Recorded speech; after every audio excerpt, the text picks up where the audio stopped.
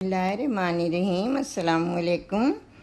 میں آپ کے لیے آج اپنی 5ویں کتاب سے ایک افسانہ لائی ہوں اور اس کا نام ہے چار اگر وہی تھا، اور یہ میرا افسانہ جو ہے یہ 1972 میں پاکیزہ رسالے میں شائع ہوا تھا، اور یہ میری 5ویں کتاب میں موجود ہے، میترے میں۔ تو آئیے ہم آپ کو ایک اپنا افسانہ سناتے ہیں۔ چار اگر وہی تھا، یہ 64 نمبر کی میری کہانی ہے، اسٹوری ہے۔ چار اگر وہی تھا۔ آسیہ اپنے بیڈ روم کی طرف جا رہی تھی کہ شازیہ کے کمرے میں روشنی دیکھ کر اس طرف گھوم گئی۔ دروازے پر آہٹ ہوئی تو شازیہ نے جلدی سے ہاتھ میں پکڑی ہوئی تصویر کتاب میں چھپا دی، مگر آسیہ کی تیز نظریں اس کی اس حرکت کو دیکھ چکی تھیں۔ ابھی تک جاگ رہی ہو بیٹی؟ اس نے بڑی نرمی سے پوچھا۔ او امی آپ ہیں؟ شازیہ کتاب رکھتے ہوئے بولی۔ جی ہاں، ذرا پڑھ رہی تھی، میں بھی تو دیکھوں کہ کون سی کتاب پڑھ رہی تھیں۔ آسیہ نے میز کی طرف ہاتھ بڑھایا۔ جی امی، وہ تاریخ کی کتاب۔ شازیہ نے بوکھلا کر ماں سے پہلے کتاب پر قبضہ کرنا چاہا، لیکن کتاب آسیہ کے ہاتھ سے ٹکرا کر نیچے گر پڑی، ساتھ ہی اس کے اندر رکھی ہوئی تصویر بھی۔ دوسرے لمحے آسیہ جھک کر تصویر اٹھا چکی تھی۔ شازیہ کا دل دھک سے ہو گیا، آج اس کی چوری پکڑی گئی تھی۔ وہ سر جھکا کر کھڑی ہو گئی اور قیامت ٹوٹنے کا انتظار کرنے لگی۔ یہ کس کی تصویر ہے بیٹی؟ خلاف توقع آسیہ کا لہجہ بڑا نرم تھا۔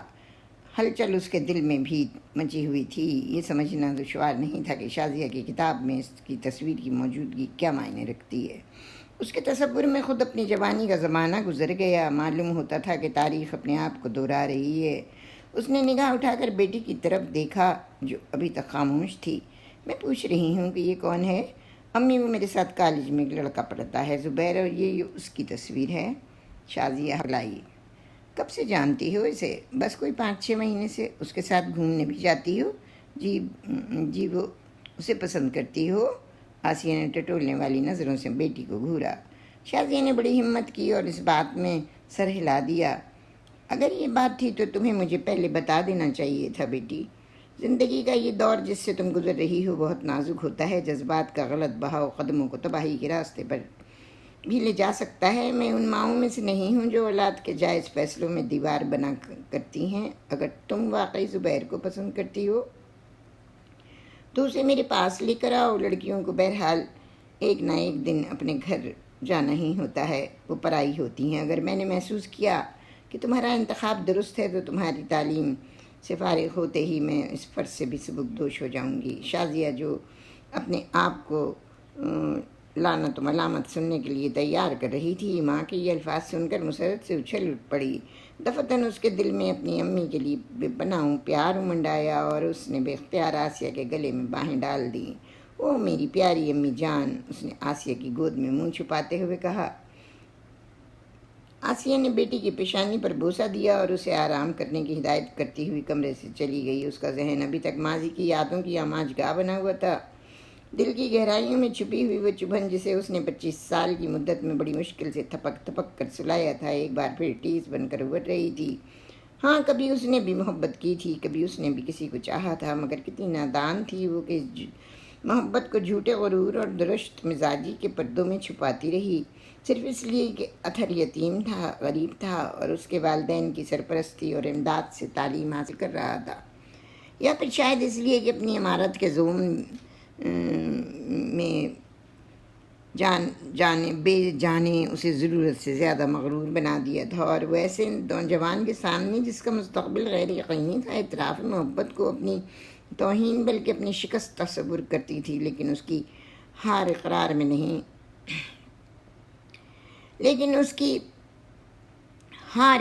نہیں انکار میں تھی۔ یہ بات اس کی سمجھ میں اس وقت آئی جب اطہر اس سے مایوس ہو کر اس کی دسترس سے بہت دور چلا گیا، اور آسیہ نے پہلی مرتبہ محسوس کیا کہ اس نے دنیا کی کتنی بڑی مسرت ٹھکرا دی ہے۔ اطہر کے بعد ہر چند اس کی زندگی میں خوشیاں بھی آئیں، مگر وہ محبت کا پہلا زخم آج تک نہیں بھول سکی تھی، جبکہ اس کی اپنی بیٹی نے اسی راستے پر قدم بڑھا دیے تھے، وہ کسی جھوٹے پندار کو اس کے دل کی خلش بنا کر ماضی کی غلطی کا احاطہ نہیں کرنا چاہتی تھی۔ شازیہ نے وہ رات بڑے سنہرے خواب دیکھتے ہوئے گزاری اور معمول سے پہلے ہی کالج پہنچی اور اس درخت کے نیچے بڑی بے قراری سے زبیر کے آنے کا انتظار کرنے لگی۔ جہاں زبیر اپنی گاڑی کھڑی کیا کرتا تھا، اور پھر جیسے ہی زبیر آیا اس نے اس کے اترنے کا بھی انتظار نہیں کیا، دوڑ کر اس کے پاس آ گئی۔ آج تم نے بہت دیر کر دی زبیر، وہ بولی۔ دیر؟ زبیر نے اترتے ہوئے تعجب سے کہا، میرا تو خیال ہے کہ آج میں کچھ پہلے آ گیا ہوں۔ اس نے غور سے شازیہ کی طرف دیکھا۔ یہ آج آسمان کے بجائے اس شاداب چہرے پر شفق کیوں پھیلی ہوئی ہے؟ میں آج بہت خوش ہوں زبیر، شازیہ لہک کر بولی۔ پوچھئے کیا، کیوں؟ اور اگر نہ پوچھوں تو؟ زبیر شوخی سے بولا۔ تو نقصان آپ ہی کا ہوگا، شازیہ نے بڑے سرسری لہجے میں کہا۔ ابو کہتے ہیں میری بیٹی کے لیے رشتوں کی کمی نہیں ہے۔ ہیں؟ زبیر نے پلکیں جھپکائیں۔ نوبت یہ جا رسید، پھر تو پوچھنا ہی پڑے گا۔ امی نے آپ کو گھر بلایا ہے، شازیہ مسکراتے ہوئے بولی۔ مگر انہیں میرے بارے میں کیسے معلوم ہوا؟ زبیر نے کچھ حیرت سے پوچھا۔ جواب میں شازیہ نے گزشتہ رات کی تمام باتیں اس کے سامنے دہرا دیں۔ تمہاری امی تو واقعی بہت سمجھدار خاتون معلوم ہوتی ہیں، زبیر نے تعریف کی۔ وہ بہت خوش نظر آ رہا تھا۔ اس میں کیا شک ہے، شازیہ نے فخریہ لہجے میں کہا۔ اب دیکھنا یہ ہے کہ جناب کے ابا جان کتنی سمجھداری کا ثبوت دیتے ہیں۔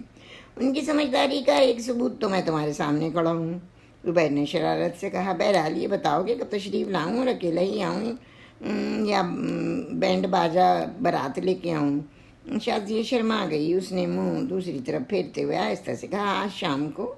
اور اس سے پہلے کہ زبیر کوئی جواب دیتا وہ اپنے کلاس روم کی طرف بھاگ گئی۔ شام کو زبیر اپنی کار میں شازیہ کی کوٹھی پہنچا تو آسیہ ہی نہیں، شازیہ کے والد ندیم صاحب بھی اس کے منتظر تھے۔ آسیہ نے گزشتہ رات ہی کو انہیں بڑی ہوشیاری سے سب کچھ بتا دیا تھا اور اس بات پر آمادہ کر لیا تھا کہ اگر لڑکا اچھا ہوا تو انہیں شازیہ پر بگڑنے کے بجائے اس کی آئندہ زندگی کے خیال سے اس کی بات مان لینا چاہیے۔ زبیر کو دیکھ کر، اس کی باتیں سن کر، اس کے لب و لہجے اور طور و طریقے سے اس کی ذہانت و شرافت کا اندازہ کر کے آسیہ اور ندیم صاحب دونوں ہی کافی متاثر ہوئے۔ زبیر نے انہیں بتایا کہ اس کی ماں کا لڑکپن میں ہی انتقال ہو گیا تھا اور اس کے والد نے، جو ایک نیم سرکاری ادارے میں جنرل مینیجر ہیں، ماں بن کر اس کی پرورش کی ہے۔ آسیہ ایک لڑکی کی ماں تھی۔ وہ یہ تو نہیں کہہ سکتی تھی کہ چونکہ اس نے اپنی بیٹی کو عشق لڑاتے پکڑ لیا ہے اس لیے اب یہی بہتر سمجھتی ہے کہ ان دونوں کی شادی ہو جائے، لیکن پھر بھی اس نے اشاروں کنایوں میں زبیر پر یہ واضح کر دیا تھا کہ وہ ہرگز پرانے خیالات کے والدین نہیں ہیں، اور اگر ان کے بچے ان کے مشورے سے کوئی فیصلہ کریں تو وہ کبھی ان کے آڑے نہیں آئیں گے۔ زبیر کے مستقبل کے بارے میں بھی گفتگو ہوئی اور اس نے بتایا کہ بی ایس سی کرنے کے بعد اس کا ارادہ کوئی ٹیکنیکل ٹریننگ لینے کا ہے، کیونکہ وہ آئندہ انجینئر بننا چاہتا ہے۔ آسیہ نے باتوں باتوں میں اسے دعوت دی کہ وہ کسی دن اپنے والد کو ساتھ لے کر ملنے کے لیے آئے۔ یہ اتفاقی تھا یا ممکن ہے کہ آسیہ نے سوچا ہو کہ اگر وہ زیادہ تجسس ظاہر کرے تو کہیں اسے اس کی ضرورت سے زیادہ خواہش نہ سمجھ لیا جائے۔ کہ تمام باتیں تو ہوتی رہیں، لیکن نہ ندیم صاحب کو یہ خیال آیا اور نہ آسیہ کو کہ زبیر سے پوچھ سکتے کہ اس کے والد کس ادارے میں جنرل مینیجر ہیں یا ان کا کیا نام ہے۔ زبیر کے رخصت ہونے پر ندیم صاحب کو احساس ہوا بھی، لیکن آسیہ نے کہا کہ اب اگلے اتوار کو وہ آئیں گے تو ان سے بھی تعارف ہو جائے گا۔ لڑکے سے زیادہ چھان بین کرنے کی کوئی ایسی ضرورت نہیں تھی۔ زبیر بھی شازیہ کے والدین سے مل کر اور ان کا رہن سہن دیکھ کر بہت متاثر ہوا تھا۔ اسے اپنے ابو کی محبت پر اتنا ناز تھا کہ اس نے نہ صرف گھر واپس جاتے ہی ان سب سے سب کچھ کہہ دیا، بلکہ آئندہ اتوار کو صبح سے ان کے پیچھے پڑ گیا اور اس وقت تک نہیں مانا جب تک وہ لباس تبدیل کر کے اس کے ساتھ کار میں نہ بیٹھے۔ گیٹ پر ندیم صاحب ان دونوں کے استقبال کے لیے موجود تھے۔ جیسے ہی زبیر کے والد کار سے اترے وہ انہیں دیکھ کر کچھ حیرت زدہ رہ گئے۔ ارے اطہر صاحب آؤ، وہ جلدی سے ہاتھ پھیلا کر آگے بڑھتے ہوئے بولے۔ زبیر کے والد آپ ہیں؟ کمال ہے، اتنے دنوں سے آپ کے ساتھ ہمارے کاروباری تعلقات ہیں لیکن کبھی آپ نے ذکر نہیں کیا کہ آپ ایک ہونہار بیٹے کے باپ بھی ہیں۔ جی ہاں، گویا آپ نے تو بہت مجھے بتا دیا تھا کہ شازیہ جیسی اچھی لڑکی آپ جیسے گرم و خشک آدمی کی بیٹی ہے، اطہر صاحب نے مسکراتے ہوئے جواب دیا۔ پھر خود ہی بولے، ندیم بھائی، آج کل ہم لوگوں کے دیکھنے سننے اور بتانے کا زمانہ نہیں ہے، نئی پود یہ فرض ہماری طرف سے خود ہی کر لیتی ہے۔ درست کہا آپ نے۔ بہرحال خیال تشریف چلیے اندر لے چلیے، ندیم صاحب نے ڈرائنگ روم کی طرف رہنمائی کرتے ہوئے کہا۔ ڈرائنگ روم میں شازیہ گلدان میں پھول سجا رہی تھی۔ اپنے والد کے ساتھ زبیر اور ندیم صاحب کو دیکھتے ہی اس نے جلدی سے ساڑی کا پلو سر پر ڈالتے ہوئے جھک کر سلام کیا۔ اس کا خوبصورت چہرہ شرم کی سرخی سے گلنار ہو رہا تھا۔ اطہر صاحب، یہ ہے میری بیٹی شازیہ، ندیم صاحب نے بتایا۔ جیتی رہو بیٹی۔ اطہر صاحب نے اسے دعا دی اور ندیم صاحب کی طرف دیکھا۔ ہماری بھاوج کہاں ہیں؟ انہیں بھی تو بلائیے۔ اسی لمحے آسیہ نے کمرے میں قدم رکھا۔ اطہر صاحب دروازے کی جانب سے پشت کیے کھڑے تھے۔ قدموں کی آہٹ سن کر گھومے آسیہ کی اور ان کی نظریں ٹکرائیں، اور آسیہ کے دل و دماغ میں ایک طوفان آ گیا۔ اس کا سر چکرایا اور آنکھوں کے سامنے اندھیرا سا چھانے لگا۔ بے اختیار اس کا ہاتھ اپنی پیشانی کی طرف اٹھ گیا اور گرنے سے بچنے کے لیے اسے قریبی صوفے کا سہارا لینا پڑا۔ اطہر صاحب کے چہرے پر ایک پل کے لیے حیرت کے تاثرات ابھرے اور پھر فوراً ہی ان کی جگہ ایک طنزیہ مسکراہٹ نے لے لی۔ ندیم صاحب نے اپنی بیوی کی یہ کیفیت دیکھی تو گھبرا کر آگے بڑھے۔ کیا بات ہے آسیہ؟ انہوں نے پریشانی سے پوچھا۔ کچھ نہیں، شاید چکر آ گیا تھا، آسیہ بدستور آنکھیں بند کیے ہوئے بولی۔ میرے خیال سے آپ اپنے کمرے میں آرام کریں تو بہتر ہے، زبیر نے کہا۔ نہیں بیٹے، میں اب ٹھیک ہوں۔ ٹھیک کہاں ہو؟ ذرا اپنی حالت دیکھو، چہرہ ایک دم سفید پڑ گیا ہے، ہاتھ برف ہو رہے ہیں۔ ندیم صاحب اس کا ہاتھ پکڑتے ہوئے شازیہ سے مخاطب ہوئے۔ بیٹی، اپنی امی کو ان کے کمرے میں لے جاؤ، میں ڈاکٹر کو فون کرتا ہوں، زبیر نے میز کی طرف بڑھتے ہوئے کہا جہاں فون رکھا ہوا تھا۔ اس کی ضرورت نہیں ہے بیٹے، آسیہ نے آنکھیں کھول دیں۔ معمولی سی بات ہے، گلوکوز کا ایک گلاس پانی پی کر تھوڑی دیر کے لیے لیٹ جاؤں گی تو طبیعت بالکل ٹھیک ہو جائے گی۔ بیٹی شازیہ، یہ ذرا مجھے سہارا تو دو۔ شازیہ اپنی امی کی اس بگڑی ہوئی حالت پر بے حد حیران و پریشان تھی۔ یہ اچانک امی کو کیا ہو گیا وہ سوچ رہی تھی۔ اس نے جلدی سے آگے بڑھ کر آسیہ کا بازو پکڑا اور اسے سہارا دیتی ہوئی کمرے سے باہر لے گئی۔ اپنے کمرے میں پہنچ کر آسیہ بے دم سی اپنے بستر پر دراز ہو گئی۔ اس کا چہرہ ابھی تک سفید پڑا ہوا تھا۔ یہ آپ کو کیا ہو گیا ہے امی؟ شازیہ نے بھرائی ہوئی آواز میں پوچھا۔ گھبراؤ نہیں بیٹی، میں ابھی ٹھیک ہو جاؤں گی، آسیہ نے نقاہت سے جواب دیا۔ تم جا کر مہمانوں کو چائے پیش کرو، میں بھی آتی ہوں۔ شازیہ چلی گئی، مگر آسیہ کے دل میں جو طوفان برپا تھا اس کی شدت میں کوئی کمی نہیں آئی۔ شازیہ اور زبیر کی محبت نے دل کی گہرائیوں میں دفن جس دبی ہوئی چنگاری کو کریدا تھا، اس وقت اچانک اور غیر متوقع طور پر اطہر کے سامنے آ جانے سے وہ چنگاری بڑھ کر شعلہ بن گئی تھی اور بھڑک کر شعلہ بن گئی تھی، اور ناچتے ہوئے شعلوں کی چادر پر آسیہ کا تصور ان یادوں کو ابھرتے دیکھ رہا تھا جنہیں اس نے پچھلے 25 برس میں جی جان سے بھلانے کی کوشش کی تھی مگر نہ بھلا سکی تھی۔ ان دنوں وہ سیکنڈ ایئر میں پڑھ رہی تھی۔ ایک دن کالج سے واپس آئی تو اس نے گھر میں ایک نئے فرد کا اضافہ پایا۔ یہ اطہر تھا، بہت حسین پروقار شخصیت کا مالک۔ اس کی سیاہ چمکدار آنکھوں سے ذہانت ٹپک رہی تھی اور باتوں سے متانت، اور اس وقت BCom فائنل کا طالب علم تھا اور اس کی امی کے بقول اب ہر کلاس میں فرسٹ پوزیشن لے کر پاس ہوتا رہتا تھا۔ اطہر کے سادہ کپڑوں کے باوجود آسیہ اس کی سحر انگیز شخصیت سے مسحور ہو گئی، اور پھر اسی لمحے اس کی امی نے بتایا کہ اطہر کے ماں باپ اچانک ہی ایک حادثے میں انتقال کر گئے ہیں۔ اس کے والد آسیہ کے والد کے گہرے دوست تھے، اس لیے کوئی اور قریبی عزیز یا سرپرست نہ ہونے کی وجہ سے وہ اسے اپنے گھر لے آئے۔ اب اطہر یہیں رہے گا، اس کی امی نے کہا۔ گھر کا کام بھی کرے گا اور پڑھتا بھی رہے گا۔ گھر کا کام بھی کرے گا؟ آسیہ کے ذہن میں ایک جھٹکا سا لگا تو یہ ملازم ہوا، اور اس کا پہلا حسین تاثر عمارت کی دہلیز پر بکھر گیا۔ وہ بڑی نخوت سے بولی، میری یہ کتابیں اٹھا کر اندر رکھ دو۔ اطہر کی کشادہ پیشانی پر سلوٹیں پڑ گئیں، آنکھوں میں ایک کرب انگیز کیفیت نمودار ہوئی۔ انکل مجھے اپنا بیٹا کہہ کر یہاں لائے ہیں، اس نے نرمی سے کہا۔ بیٹوں کے لیے گھر کا کام کرنا کوئی عیب نہیں ہے، لیکن آپ نے جس لہجے میں مجھے مخاطب کیا اس سے انسانیت کی توہین کا پہلو نکلتا ہے۔ آپ خود اپنی کتابیں کمرے میں لے جا کر رکھ دیں، میں یہ کام نہیں کر سکتا۔ آسیہ کے ذہن کو دوسرا جھٹکا لگا تو یہ مفلس خودداری کا دم بھرتا ہے۔ وہ کوئی سخت جواب دینے والی تھی کہ اسی وقت اس کے ابا جان آ گئے۔ انہوں نے اطہر کی بات سن لی تھی اور اس پر ناراض ہونے کے بجائے مسکرا رہے تھے۔ شاباش بیٹے، خوددار باپ کے بیٹے کو ایسا ہی ہونا چاہیے تھا۔ وہ ہنستے ہوئے بولے، یہ لڑکی اپنے آپ کو پتہ نہیں کیا سمجھتی ہے، تم نے اسے بہت اچھا جواب دیا۔ آسیہ پیر پٹکتی ہوئی چلی گئی، اس کی جھلاہٹ زیادہ دن برقرار نہیں رہی۔ جلدی اس نے محسوس کر لیا کہ اس کے ابا جان اطہر کو اس سے کم نہیں سمجھتے اور نہ ہی اس کے لیے تیار ہیں کہ کوئی اور اسے کمتر سمجھے۔ رفتہ رفتہ وہ اطہر سے بولنے چالنے بھی لگی، اس کے ساتھ کالج بھی جانے لگی۔ بظاہر ان کے تعلقات میں کوئی تلخی باقی نہیں رہی، لیکن اطہر کی خودداری نے اسے جو پہلی شکست دی تھی وہ ایک گرہ بن کر اس کے شعور میں بیٹھ گئی۔ اپنے کالج کی حسین ترین لڑکی ہونے کی وجہ سے وہ لڑکوں سے ناز برداری کی عادی تھی۔ اطہر کا خوددارانہ طرز عمل اس کی عمارت ہی نہیں، اس کے حسن کی تذلیل بھی تھا، یا کم سے کم اس وقت اس کا یہی تاثر تھا۔ دن اسی طرح گزرتے گئے۔ اطہر نے بی اے کر لیا، وہ بی اے میں آ گئی۔ اطہر ہر کام طرح اس کا خیال رکھنے کی کوشش کرتا۔ کبھی کبھی اس کی باتوں سے یہ بھی ظاہر ہوتا کہ وہ آسیہ کو اپنے سرپرست کی بیٹی سے کچھ زیادہ حیثیت دیتا ہے، لیکن اس کی پسندیدگی اتنی خاموش اور خود اس کی طرح پروقار تھی کہ آسیہ کو کچھ اور چھلاہٹ میں مبتلا کر دیا کرتی تھی۔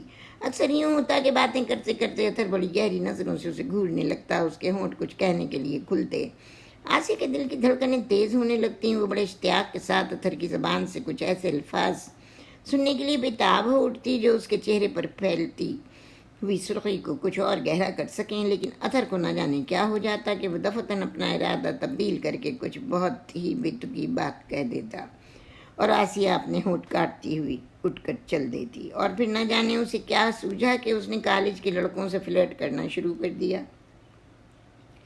آج اس کے ساتھ گھومنے جاتی، کل اس کسی اور کے ساتھ پکچر دیکھنے جاتی، اور پرسوں کسی اور کے ساتھ کسی ریسٹورنٹ میں چائے پی رہی ہوتی۔ اطہر کا ایم کام کا اور اس کا بی اے کا آخری سال تھا۔ وہ پہلے آسیہ کو اس کے کالج چھوڑتا اور پھر خود یونیورسٹی چلا جاتا۔ اسی طرح واپسی میں اسے کالج سے لیتا گھر پہنچتا، لیکن اب اسے بڑی بڑی دیر تک کالج کے گیٹ پر آسیہ کا انتظار کرنا پڑتا۔ اس کی یہ تازہ مصروفیتیں اطہر کی نظروں سے چھپی بھی نہ رہ سکیں۔ ایک دن وہ ایک لڑکے کے ساتھ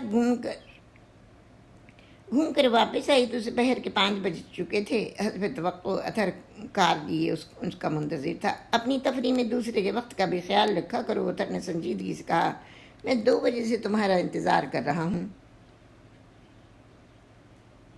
آئی ایم سوری، وہ ہونٹ سکوڑ کر بولی۔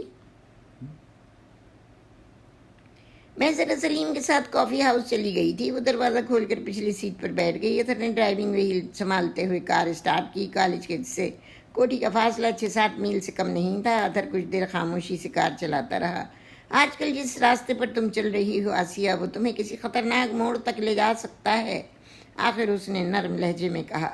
تمہارا اشارہ غالباً میرے اپنے کلاس کے لڑکوں کے ساتھ گھومنے پھرنے سے ہے، مگر یہ تو ماڈرن تہذیب میں شمار کیا جاتا ہے، مگر مشرقی تہذیب اس کی اجازت نہیں دیتی۔ مشرقی تہذیب سے تمہارا مطلب اگر گھر کی 4 دیواری میں بند ہو کر بیٹھ جانا ہے تو میں اس پر لعنت بھیجتی ہوں۔ انتہا پسندی کسی تہذیب کے لیے بھی مفید نہیں ہوتی۔ میرا مطلب یہ نہیں تھا۔ پھر تمہارا کیا مطلب ہے؟ اس نے کچھ تیزی سے پوچھا۔ تم جن لڑکوں کے ساتھ باہر جاتی ہو وہ اپنی غنڈہ گردیوں کے لیے بدنام ہیں۔ اطہر نے اسے سمجھانے کی کوشش کی۔ میں خود اس کالج میں پڑھ رہا ہوں اور ان سب کو اچھی طرح جانتا ہوں۔ ان کے ساتھ تم کسی دن ایسی صورتحال سے بھی دوچار ہو سکتی ہو جو تمہاری ساری زندگی کو ذلت و رسوائی سے دوچار کر دے۔ اطہر، وہ چیخ کر بولی، اپنی حد کے اندر رہو، کیا اچھا ہے کیا برا ہے میں خود بھی سمجھ سکتی ہوں۔ تم میرے ذاتی معاملات میں دخل دینے والے کون ہوتے ہو؟ انکل کو میں اپنے والد کی جگہ سمجھتا ہوں، اطہر نے بڑی سنجیدگی سے جواب دیا، اور یہی تعلق مجھے مجبور کرتا ہے کہ تمہارے سخت الفاظ کے باوجود تمہیں تباہی کے اس گڑھے سے بچانے کی کوشش کرتا رہوں جس کی طرف تم بڑی تیزی سے بڑھ رہی ہو۔ اس نوازش کا بہت بہت شکریہ مسٹر اطہر، اس نے بڑے طنزیہ لہجے میں کہا، لیکن لڑکوں کے ساتھ گھومنا پھرنا اتنا ہی برا ہے تو پھر جناب کی اپنے بارے میں کیا رائے ہے؟ آتی جاتی تو ہوں میں آپ کے ساتھ بھی۔ اطہر کے چہرے سے صاف ظاہر تھا کہ اسے یہ بات سن کر انتہائی تکلیف پہنچی ہے۔ وہ ایک لمحے کے لیے خاموش رہ گیا، مگر ایک بار پھر اس نے بڑے ضبط کا ثبوت دیا۔ میری بات دوسری ہے آسیہ، میں کسی ایسی حرکت کا تصور بھی نہیں کر سکتا جو تمہاری عزت و وقار کے خلاف ہو، اطہر نے بہت تیزی سے کہا۔ تصور تو آپ بھی کر سکتے ہیں مسٹر اطہر، اس کے لہجے میں طنز کی شدت ہی نہیں جھلاہٹ بھی تھی۔ یہ دوسری بات ہے کہ آپ اپنے تصور کو عملی حیثیت دینے کی جرأت سے محروم ہیں۔ بہرحال اپنی بکواس بند کر دیں، مجھے آپ کے مشوروں اور نصیحتوں کی کوئی ضرورت نہیں ہے۔ اطہر نے ایک گہری ٹھنڈی سانس بھری اور خاموش ہو گیا۔ اس بات کو ابھی زیادہ دن نہیں گزرے تھے کہ ایک اتوار کو وہ غسل کر کے نکلی تو بال سکھانے کے لیے لان میں آ بیٹھی۔ اس وقت اس نے سفید ساڑی باندھ رکھی تھی، اس کے لمبے لمبے سیاہ بال شانوں سے کمر تک لہرا رہے تھے۔ اس کا سرخ و سفید کچھ رنگ کچھ اور نکھر گیا تھا. وہ یقیناً بےحد خوبصورت اور دلکش نظر آ رہی تھی کہ اتنے طویل عرصوں کے بعد پہلی مرتبہ اتھر کے جذبات اس کی زندگی پر غالب آ گئے. اس نے گلاب کی کیاریوں سے ایک بڑا سا سفید پھول توڑا اور جھجکتے ہوئے اس کی طرف بڑھا. آسیہ، اتھر نے آہستہ سے کہا. فرمائیے. اس کا لہجہ حسب عادت بڑا تلخ تھا. اجازت ہو تو یہ پھول تمہارے بالوں میں لگا دوں؟ آسیہ کا سر غرور سے تن گیا. آج اس نے اتھر جیسے انسان سے اپنے حسن کا خراج وصول کر لیا تھا. مسٹر اتھر، وہ اسے تیز نظر سے گھورتے ہوئے بولی. تمہیں اس کی ہمت کیسے ہوئی؟ اور یہ کہتے ہوئے اس نے اتھر کے ہاتھ سے پھول چھین کر اسے اپنے پیروں سے مسل دیا. اتھر کا خوبصورت چہرہ ایک دم سفید پڑ گیا. میں نے کوئی ایسی گستاخی تو نہیں کی تھی جس کا جواب اس طرح دیا جاتا. وہ بھرائی ہوئی آواز میں بولا. اور پھر اس پھول نے تمہارا کیا بگاڑا تھا؟ میرا خیال تھا کہ تمہیں پھول پسند ہیں. بے شک مجھے پھول پسند ہیں، مگر پھول دینے والا پسند نہیں. آسیہ، آخر تم اتنی مغرور کیوں ہو؟ میری مرضی. تم میرے مزاج پر نکتہ چینی کا حق نہیں رکھتے. تم نے سچ کہا. آسیہ، اتھر نے ایک جھرجھری سی لی. میں ایک لمحے کے لیے اپنی حیثیت بھول گیا تھا. ان الفاظ کے ساتھ وہ تیزی سے گھوما اور سر جھکائے ہوئے کوٹھی میں چلا گیا. آسیہ کے سخت الفاظ کے بعد وہ اس کے علاوہ کچھ اور کر بھی نہیں سکتا تھا، مگر نہ جانے کیا بات تھی کہ اس کے جاتے ہی آسیہ سے بھی لان میں بیٹھا نہ جا سکا. وہ بھاگتی ہوئی اپنے کمرے میں پہنچی اور بستر پر گرتے ہوئے تکیے میں منہ چھپا کر سسکیاں بھرنے لگی. اور پھر اس کے دوستوں کی تعداد میں اور اضافہ ہوتا گیا. اب یہ حالت تھی کہ کالج میں روزانہ اس کے بارے میں کوئی نیا اسکینڈل سننے میں آتا رہتا، یہاں تک کہ انہی چکروں میں وہ BA فائنل میں فیل ہو گئی. دوسری طرف اتھر نے نہایت شاندار نمبروں سے M.Com پاس کر لیا. آسیہ کی جھلاہٹ، بدمزاجی اور اس کے ساتھ اس کی آوارہ گردی دن بدن بڑھتی جا رہی تھی.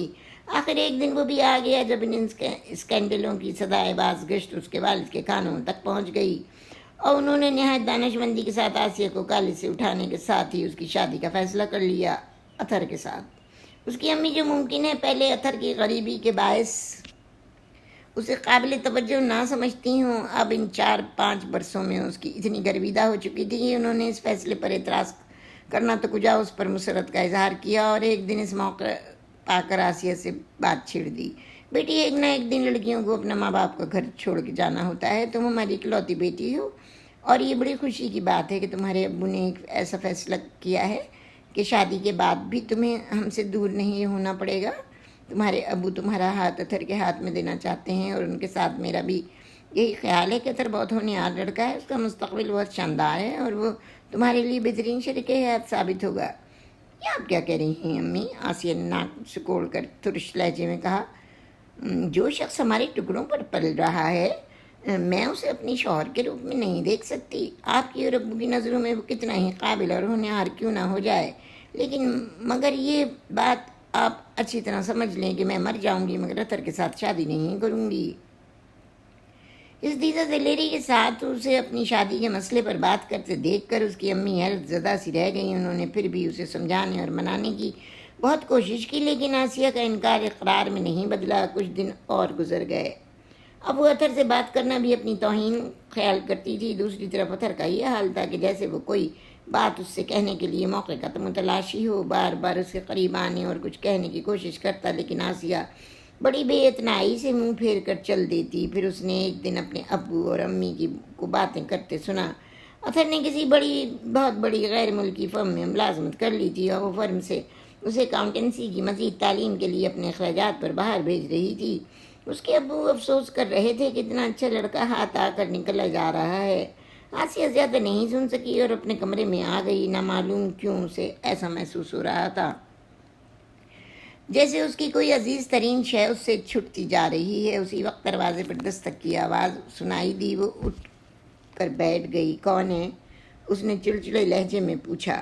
جواب میں دروازہ کھلا اور اتھر اندر داخل ہوا. وہ بڑا خاموش تھا، بڑا افسردہ اور بجھا بجھا سا نظر آ رہا تھا.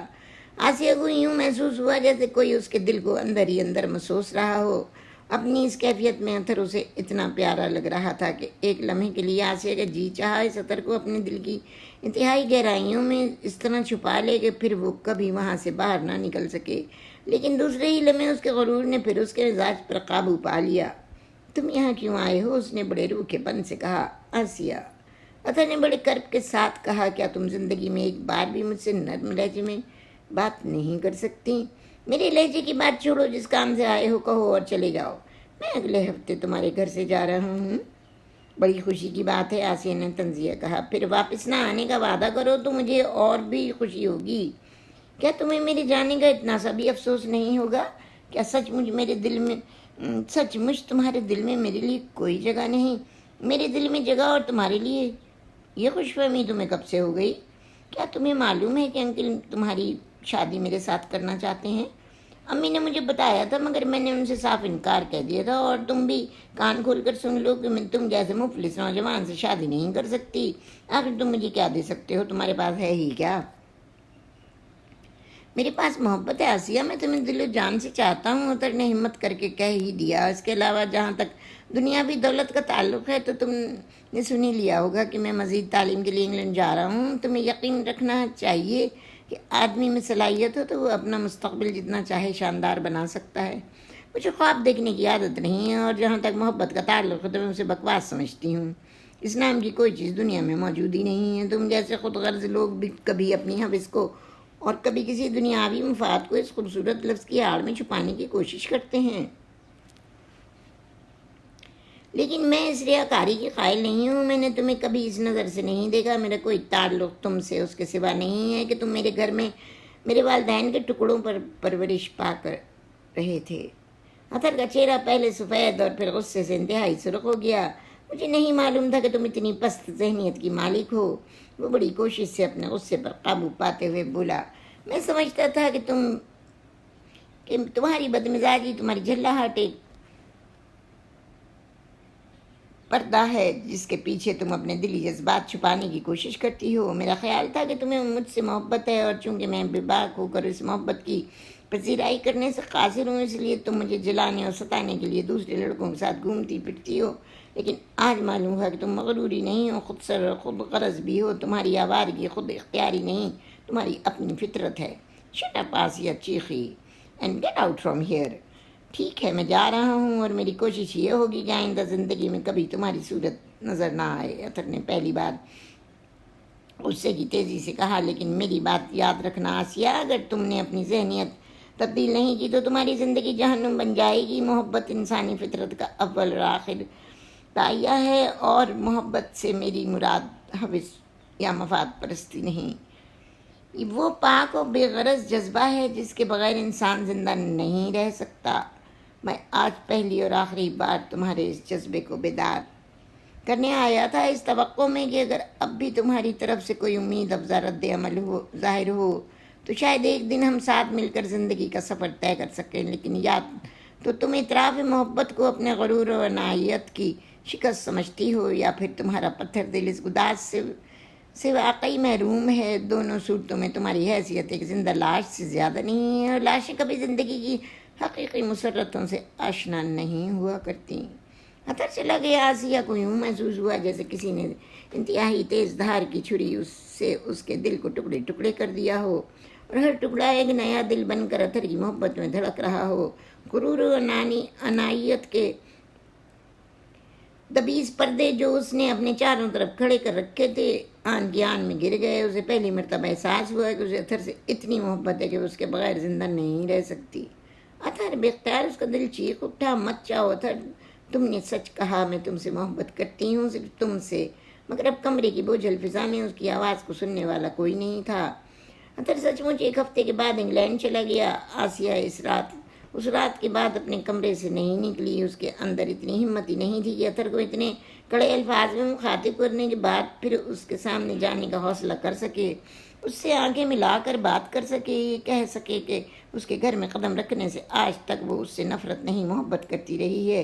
اسے امید تھی کہ اطہر کم سے کم جاتے وقت تو اس سے ملنے آئے گا، اور اس وقت وہ زبان سے کچھ کہنے کے بجائے اس کے قدموں پر اپنا سر رکھ دے گی۔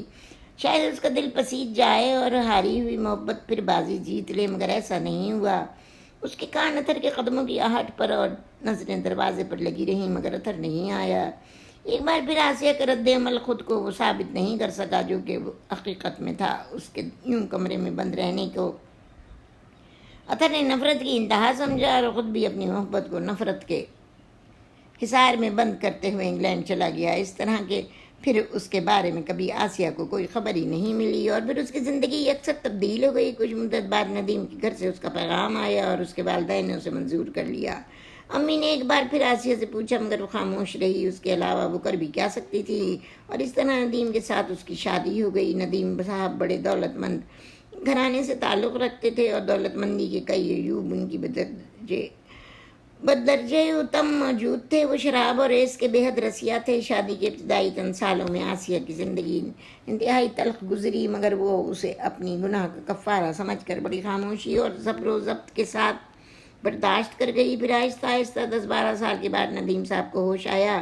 بچوں کی پیدائش اور ان کی ذمہ داری نے انہیں کچھ سنبھالا دیا۔ آسیہ کے سمجھانے بجھانے پر انہوں نے اپنی تمام خراب عادتیں چھوڑ دیں۔ طویل مدت تک اذیتیں برداشت کرنے پر اگر آخر آسیہ کی زندگی میں باہر کی تھوڑی سی خوشی پیدا ہوئی، اسے کچھ سکون نصیب ہوا، اور وہ سمجھنے لگی کہ شاید اب اس کی باقی زندگی چین سے بسر ہو جائے گی۔ لیکن حالات نے پھر ایک پلٹا کھایا، اور 25 سال بعد تقدیر نے ایک مرتبہ پھر اسے اطہر کے سامنے لا کھڑا کیا، اور کتنے مختلف انداز میں آج اس کی بیٹی کی خوشیاں زبیر کے دم سے وابستہ ہو چکی تھیں، زبیر سے جو کہ اطہر کا بیٹا تھا۔ شام تک آسیہ بری طرح بخار میں جھلس رہی تھی۔ ندیم صاحب اس کی حالت دیکھ کر گھبرا گئے۔ فوراً ڈاکٹر کو ٹیلی فون کیا۔ دولت جو بہتر سے بہتر علاج و معالجہ فراہم کر سکتی تھی وہ آسیہ کے لیے فراہم کر دیا گیا۔ آسیہ تقریباً 1 ماہ تک بستر سے لگی رہی، مگر پھر آہستہ آہستہ اس کی طبیعت سنبھلتی گئی، اور غسل صحت کے بعد وہ پہلی بات اسے معلوم ہوئی وہ یہی تھی کہ اس دن اطہر صاحب رشتے کی کوئی بات کیے بغیر چلے گئے تھے، اور پھر نہیں آئے۔ آسیہ جانتی تھی کہ اس کی وجہ کیا ہے، مگر وہ اسے اپنے دل کو بہلا رہی تھی کہ نہیں، ایسا نہیں ہو سکتا۔ اطہر اپنی محبت کا انتقام اس سے نہیں لے سکتا۔ دوسری طرف زبیر بھی اپنے والد کی پراسرار خاموشی سے حیران تھا۔ اس نے 1-2 مرتبہ بات چھیڑنے کی ہمت کی تو پہلے اطہر صاحب نے ٹالنا چاہا، مگر پھر بعد میں یہ کہہ کر اسے خاموش کر دیا، کبھی تم دونوں تعلیم حاصل کر رہے ہو، ہر بات اپنے وقت پر اچھی لگتی ہے، پہلے خود کو اس قابل تو بنا لو کہ اپنے ساتھ کسی دوسری ہستی کا بار بھی سنبھال سکو، پھر دیکھا جائے گا۔ یہی بات زبیر نے شازیہ کے اصرار کے جواب میں اسے بتا دی، اور جب شازیہ نے اس کا ذکر اپنی ماں سے کیا تو آسیہ نے اطمینان کی سانس لی۔ کم سے کم اطہر کی نفرت اس مقام تک تو نہیں پہنچی جہاں وہ 2 الفاظ میں دامن جھاڑ کر الگ ہو جاتا۔ کون جانے جس طرح وہ آج تک اس کی محبت اپنے دل میں چھپائے بیٹھی ہے، اطہر بھی اس سے نفرت نہ کرتا ہو، اور شاید وہ اس بات پر آمادہ ہو جائے کہ شازیہ کی ماں نے جس مسرت کو اس کی جھولی میں ڈالنے سے انکار کر دیا تھا وہ اس کی بیٹی کے آنچل میں ڈال دے۔ حالات اسی رخ پر چل رہے تھے کہ تقدیر نے ایک اور کروٹ لی۔ ندیم صاحب اپنی بزنس کے سلسلے میں جرمنی چلے گئے، اور پھر وہاں سے کبھی واپس نہ آ سکے۔ کار کے حادثے میں ہلاک ہونے کے بعد ان کی لاش بھی اس قابل نہیں رہی تھی کہ اسے وطن واپس بھیجا جا سکتا، چنانچہ انہیں وہیں دفن کر دیا گیا۔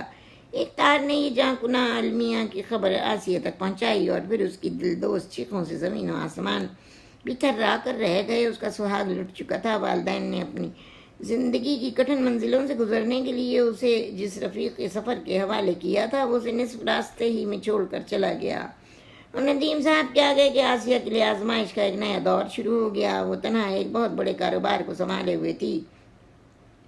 اس بات کا قوی امکان تھا کہ اگر کوئی مخلص اور دیانتدار نگراں میں اثر نہیں آیا تو لوٹنے کھسوٹنے والے لاکھوں کے گھر کو خاک کرنے میں زیادہ دیر نہیں لگائیں گے۔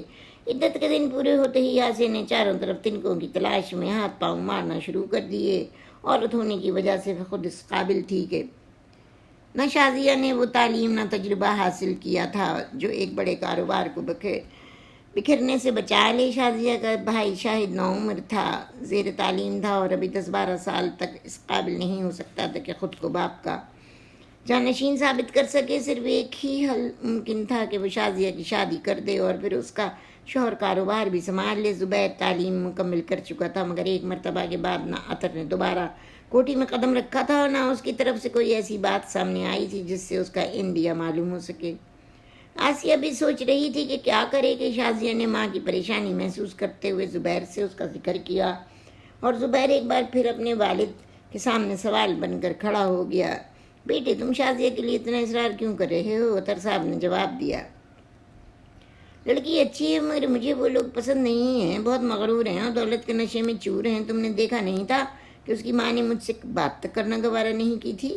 آپ کو معلوم نہیں ابو ان کی طبیعت بہت خراب ہو گئی تھی، 1 مہینے تک بیمار پڑی رہیں، ورنہ وہ دل کی بہت اچھی ہیں، میں جب بھی جاتا ہوں بڑی محبت اور شفقت سے پیش آتی ہیں۔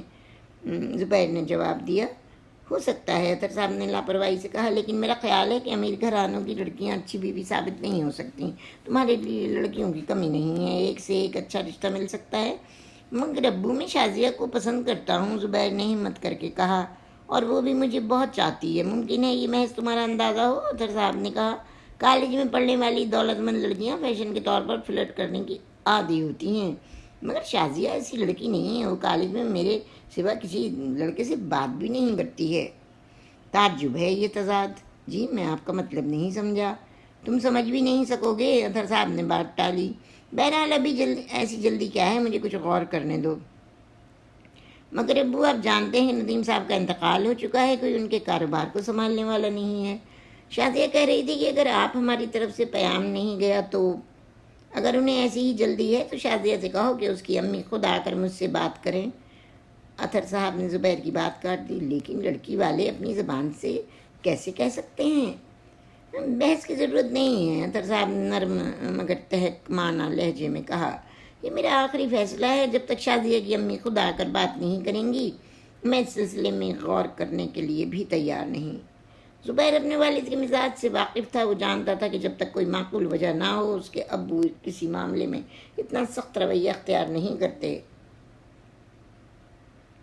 وہ حیران ضرور تھا کہ آخر ایسی کون سی بات ہے جو انہیں اتنی اس سختی پر مجبور کر رہی ہے، لیکن اب اس کے سوا کوئی چارہ نہیں تھا کہ وہ اس سلسلے میں شازیہ سے بات کرے، اور جیسا کہ اسے اندیشہ تھا شازیہ نے یہ سنتے ہی کہا، اس کی امی اس بات کے لیے ہرگز راضی نہیں ہوں گی۔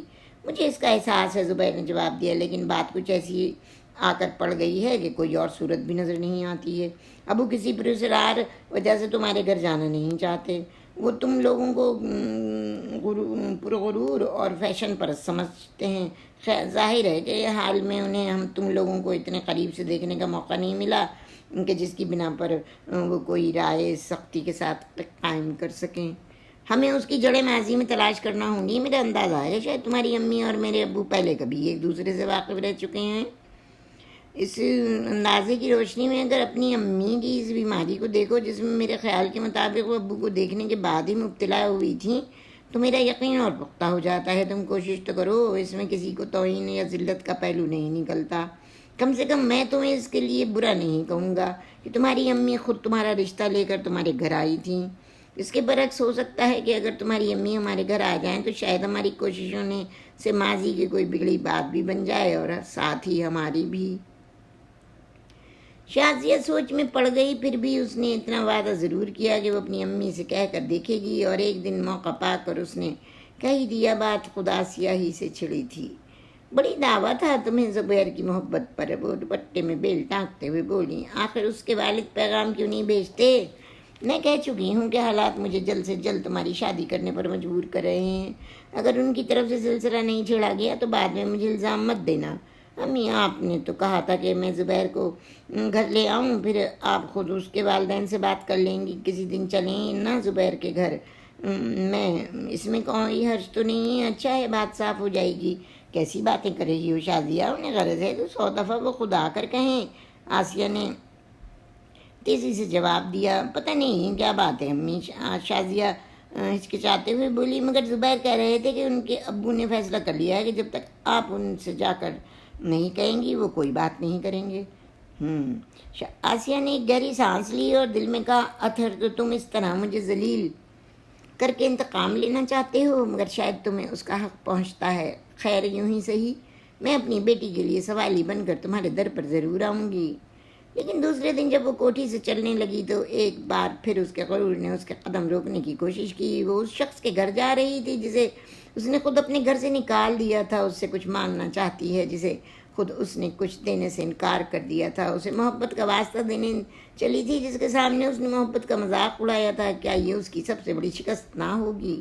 ایک لمحے کے لیے اسے یوں محسوس ہوا جیسے ماضی کی راکھ کو کریت کر پرانی آسیہ ایک بار پھر زندہ ہو گئی ہو، اسی غرور و تمکنت، اس بدمزاجی کے ساتھ، اور اس نے اور اس آسیہ نے چاہا کہ کار واپس کوٹھی کی طرف موڑ دے، لیکن اس نے پلٹ کر دیکھا تو گیٹ کے ساتھ کھڑی ہوئی شازیہ میں اسے دوسری آسیہ نظر آئی، جسے تقدیر نے ایک مرتبہ پھر محبت اور غرور میں سے ایک چیز کا انتخاب کرنے کا اختیار دیا تھا۔ نہیں، وہ اس آسیہ کو مزید 25 سال محبت کی آگ میں جھلسنے کے لیے نہیں چھوڑے گی۔ اور اس کے 20 منٹ بعد اس کی کار اتھر کے بنگلے میں داخل ہو رہی تھی۔ زبیر کہیں گیا ہوا تھا۔ اس نے ایک ملازم سے اتھر کے کمرے کا پتہ پوچھا اور پھر سیدھی اس کے سامنے جا کھڑی ہوئی۔ وہ اس وقت سفید ساڑی پہنے ہوئی تھی، مگر آج اس کے بال پریشان نہیں تھے اور نہ اتھر کے ہاتھ میں کوئی گلاب کا پھول تھا۔ زمانہ ایک صدی سے آگے نکل گیا تھا۔ آسیہ عمر کی 42 منزلیں طے کر چکی تھی اور اتھر بھی 46 سال کا ہو چکا تھا، مگر آسیہ کو وہ آج بھی پہلے جیسا اتھر نظر آ رہا تھا۔ میں آپ سے شازیہ اور زبیر کے سلسلے میں بات کرنے آئی ہوں، اس نے رکتے ہوئے کہا۔ اتھر صوفے سے کھڑا ہو گیا۔ آسیہ بیگم، تم نے زمانے کا انقلاب دیکھا؟ وہ سگریٹ ایشٹرے میں مسلتے ہوئے بولا۔ تقدیر نے آج تمہیں اس جگہ پر پہنچا دیا ہے جہاں کبھی میں کھڑا تھا۔ میرے سامنے دستے سوال دراز کرنے سے پہلے تم نے ذرا اپنے گریبان میں جھانک کر دیکھ لیا ہوتا تو تمہیں خود اپنے سوال کا جواب مل جاتا۔ آسیہ لرز کر رہ گئی، آنکھوں میں آنسو چھلک آئے۔ آپ نے مجھے ابھی تک معاف نہیں کیا اتھر، وہ گلوگیر آواز میں بولی، مگر یقین کیجیے آپ جس آسیہ کو جانتے تھے وہ اسی دن مر گئی تھی جس دن آپ اس کے گھر سے رخصت ہوئے تھے، اور جو آسیہ آج آپ کے سامنے کھڑی ہے وہ کسی کو کھونے کے بعد سکون کا ایک لمحہ بھی نہیں گزار سکی۔ آسیہ الہڑ تھی، نادان تھی، اس نے جھوٹ کہا تھا کہ وہ آپ سے نفرت کرتی ہے۔ وہ تو اسی دن آپ کو چاہتی تھی جس دن آپ نے پہلی مرتبہ اس کی دنیا میں قدم رکھا تھا۔ وہ تو آپ کے جانے کے بعد کئی سال تک آپ کی واپسی کا انتظار کرتی رہی، مگر آپ نہیں آئے۔ ایک نادانی کی اتنی بڑی سزا تو آپ کو نہیں دینا چاہیے تھی، پھر اسے تو تقدیر نے بھی ایک بڑی آزمائش میں ڈال دیا تھا۔ آسیہ کہتے کہتے رک گئی، کچھ سنبھلی۔ اتھر کچھ حیرت سے اس کی طرف دیکھ رہا تھا۔ بہرحال میں یہاں آپ کے سامنے اپنا دکھڑا رونے نہیں آئی ہوں۔ آپ بے شک مجھے جو چاہیں سزا دے سکتے ہیں، مگر میں اپنے لیے نہیں، اپنی شازیہ کے لیے کچھ مانگنے آئی ہوں۔ وہ معصوم ہے اتھر، اسے اپنے زبیر کی دلہن بنا لو، وہ اس سے محبت کرتی ہے۔ محبت؟ اتھر نے ایک پھیکا قہقہہ لگایا۔ خود تمہارے اپنے الفاظ ہیں، محبت ایک بکواس ہے، اس نام کی کوئی شے دنیا میں موجود ہی نہیں۔ خدا کے لیے اتھر، آسیہ نے دونوں ہاتھ جوڑ لیے، طنز کے یہ تیر مجھ پر نہ چلاؤ، میرا دل پہلے ہی چھلنی ہو چکا ہے۔ بے شک کبھی یہ الفاظ میں نے کہے تھے، لیکن اب میں اپنی بیٹی شازیہ کی بات کر رہی ہوں۔ وہ بھی تو تمہارا ہی خون ہے آسیہ، زبیر اس سے وفا کی امید کیسے کر سکتا ہے؟ اتھر نے کہا، البتہ مجھے یہ حیرت ضرور ہے کہ تم اپنی بیٹی کو اتنی مختلف تعلیم و تربیت کیسے دے سکیں۔ تم نے اسے یہ کیوں نہیں بتایا کہ محبت محض بکواس ہوتی ہے اور لوگ اسے صرف اپنی حوث یا مفاد پورا کرنے کے لیے اختیار کیا کرتے ہیں؟ تم نے اپنی طرح اسے کالج کے ہر لڑکے سے فلرٹ کرنے کا سبق کیوں نہیں سکھایا؟ جو راستہ تم نے اپنے لیے پسند کیا تھا اس پر لڑکی کو چلنے سے کیوں روک دیا؟ کیا یہ اس بات کا ثبوت نہیں کہ میں نے اپنی غلطی کو محسوس کر لیا تھا؟ ضروری نہیں، ہو سکتا ہے کہ اس کی تربیت میں ندیم صاحب کا حصہ زیادہ ہو، یوں ہی صحیح، مگر وہ آپ کو پسند تو ہے۔ ہاں، شازیہ اچھی لڑکی ہے، اگر وہ تمہاری بیٹی نہ ہوتی تو میں بڑی خوشی سے اسے اپنی بہو بنا کر اس گھر میں لاتا۔ تو آپ میری غلطی کی سزا میری بیٹی کو دینا چاہتے ہیں، یہی سمجھ لو۔ اتھر نے دوسری طرف منہ پھیرتے ہوئے جواب دیا، کیا آپ کوئی صورت ایسی ممکن نہیں کہ آپ اپنا فیصلہ تبدیل کر سکیں؟ نہیں، آپ کبھی اتنے سنگ دل تو نہیں تھے، آسیہ نے آہستہ سے کہا، اور پھر انتہائی مایوسی کے عالم میں سر جھکائے واپس دروازے کی طرف چلی، لیکن ابھی چند قدم ہی اٹھائے تھے کہ اس نے شازیہ اور زبیر کو اندر داخل ہوتے دیکھا۔ شازیہ، وہ حیرت سے بولی، تم یہاں کیوں آئیں بیٹی؟ اس گھر میں تمہارے لیے کوئی جگہ نہیں ہے۔ زبیر لے کر آئے ہیں، شازیہ نے بتایا، کہہ رہے تھے کہ انکل نے بلایا ہے۔ آسیہ تیزی سے اتھر کی طرف گھومی۔ آپ اتنے بدل جائیں گے یہ میں سوچ بھی نہیں سکتی تھی، اس نے بڑی کرب کے ساتھ کہا۔ کیا ایک ماں کو ذلیل کر کے آپ کے انتقام کی تسکین نہیں ہوئی تھی کہ اب اس کی بیٹی کو بھی تماشا بنانا چاہتے ہیں؟ انتقام کی تسکین تو ہو چکی تھی آسیہ بیگم، خلاف توقع اتھر مسکرا رہے تھے، لیکن محبت کا تقاضا پورا نہیں ہوا تھا۔ افسوس صرف یہ ہے کہ شازیہ نے فون کرنے میں بہت دیر کر دی، ورنہ تمہیں تکلیف کرنے کی ضرورت نہ ہوتی، میں خود آ جاتا۔ میں کچھ سمجھی نہیں، آسیہ نے تعجب سے پوچھا۔ 25 برس بعد جب تقدیر نے ایک بار پھر ہمیں ایک دوسرے کے سامنے کھڑا کر دیا تو مجھے کچھ اندازہ نہیں تھا کہ تم نے اپنی غلطیوں سے کوئی سبق سیکھا ہے یا نہیں، بلکہ اس روز تمہارے طرز عمل دیکھ کر بظاہر ایسا معلوم ہوتا تھا کہ تم آج بھی مجھ سے بات کرنے کی روادار نہیں ہو۔ لیکن جب زبیر نے مجھے تمہاری بیماری کے بارے میں بتایا تو یوں ہی میرے دل میں خیال پیدا ہوا کہ یہ تمہاری پشیمانی کا رد عمل بھی ہو سکتا ہے۔ اس خیال کی تصدیق کے لیے ہی میں نے یہ شرط عائد کی تھی کہ شادی کی بات طے کرنے کے لیے خود تمہیں میرے پاس آنا چاہیے۔ یہ اتنی کڑی شرط تھی جو کسی مغرور آسیہ کے لیے ہرگز قابل قبول نہیں ہو سکتی تھی۔ جس وقت شازیہ نے فون پر بتایا کہ تم یہاں آنے کے لیے گھر سے چل دی ہو تو میں نے جان لیا کہ جو کام میری محبت نہیں کر سکی اسے بیٹی کی محبت نے کر دکھایا ہے، اور اب میں تم سے درخواست کرتا ہوں کہ زبیر کو اپنا بیٹا بنا لو۔ آسیہ کی آنکھوں میں مسرت کے آنسو منڈائے۔ اس نے بے اختیار آگے بڑھ کر زبیر اور شازیہ دونوں کو گلے سے لگا لیا، اپنے سینے میں چھپا لیا۔ زبیر اور شازیہ بہت خوش تھے، چہرے جوش مسرت سے تمتما رہے تھے اور آنکھیں مستقبل کی رنگین ساعتوں کے تصور سے چمک رہی تھیں۔ انہوں نے اطہر اور آسیہ کو جھک کر سلام کیا اور دعائیں سمیٹ کر ایک دوسرے کا ہاتھ پکڑے کمرے سے باہر چلے گئے۔ آسیہ نے اپنی آنکھیں خشک کرتے ہوئے اطہر کی طرف دیکھا۔ اگر آپ دل میں یہ بات طے کر چکے تھے تو پھر اتنی دیر تک مجھے پریشان کرنے کی کیا ضرورت تھی؟ اس نے آہستہ سے پوچھا۔ میں پرکھ رہا تھا کہ جس چیز کو سونا سمجھ رہا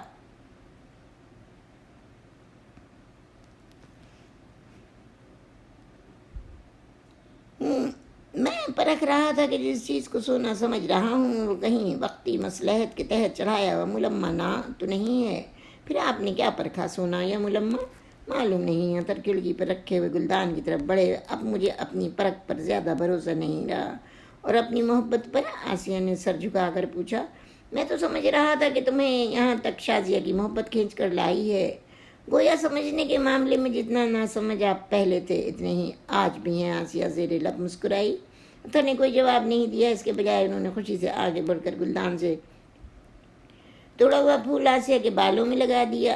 آج آپ نے پھول لگانے سے پہلے اجازت نہیں لی۔ آسیہ کی مسکراہٹ میں شوخی کی جھلک تھی۔ میں نے اپنی سمجھداری کا ثبوت کیا پیش کر دیا ہے۔ اطہر کے ہونٹوں پر بھی ہنسی آ گئی۔ آسیہ نے ہاتھ اٹھا کر جوڑے میں لگا ہوا پھول نکال لیا۔ یہ کیا کر رہی ہو؟ اطہر نے چونک کر پوچھا۔ گھبرائیے نہیں، آج میں اسے نوچ کر نہیں پھینکوں گی تو پھر؟ اور جواب میں آسیہ نے جھک کر وہ پھول اطہر کے قدموں میں رکھ دیا۔ کوٹھی کے باہر لان میں شازیہ اور زبیر قہقہے لگاتے ہوئے ایک دوسرے کو پکڑنے کے لیے بھاگ رہے تھے۔ اور اسی کے ساتھ میری یہ کہانی چار اگر وہی تھا 64 نمبر کی کہانی یہاں پہ ختم ہوتی ہے۔ اور ویورس، یہ میت رے میری کتاب جو 5ویں کتاب ہے، اس کی ساری سٹوریز میں نے اپلوڈ کر دی ہیں، تو میں آپ کو ان کے ویڈیو نمبر بتا دیتی ہوں تاکہ یہ ویڈیوز بھی آپ کو پتہ چل جائیں اور آپ کے پاس میری کتاب بھی پڑھنے کے لیے موجود ہو جائے۔ تو میت رے کی ویڈیو نمبر ہے 24، چھوٹی عورت کی ویڈیو ہے 59، عید رنگ کی 29 ویڈیو ہے، کیسی خوشی لے کے آیا چاند کی ویڈیو ہے 60، چار اگر وہی تھا کہ اب میں لوڈ کی ہے تو یہ 63 چار اگر وہی تھا کہ یہ ویڈیو ہے، کیسی خوشی لے آیا چاند کی 60 ویڈیو ہے، اور چار اگر وہی تھا کہ 63 ویڈیو ہے، 64 ویڈیو ہے۔ تو اب یہ آپ کے پاس پورا سیٹ ہو گیا ہے میری میت رے کہانیوں کا۔ تو میت رے اور ہم نے زنجیریں، وہ کاغذ کی کشتی، وہ بارش کا پانی، میری پوری کتابوں کی، ان کتابوں کی ویڈیوز آپ کے پاس ہیں۔ جو اگلی، اب میں نے انتخاب آپ کو عید کے لیے کہانی چنا تھا کانچ کے ٹکڑے اپنی نویں کتاب سے، تو اگلی دفعہ سے ہم اپنے کانچ کے ٹکڑے کی باقی جو 4-5 کہانیاں ہیں ناول وہ میں سناؤں گی۔ تو میں آپ کو جو نیکسٹ 65 نمبر کی کہانی سناؤں گی اس کا نام ہے ہار۔ تو اب میں آپ سے اجازت چاہتی ہوں، امید ہے آپ کو میرا یہ ناول پسند آیا ہوگا، اور ہم اگلی دفعہ پھر ملتے ہیں۔ اللہ حافظ۔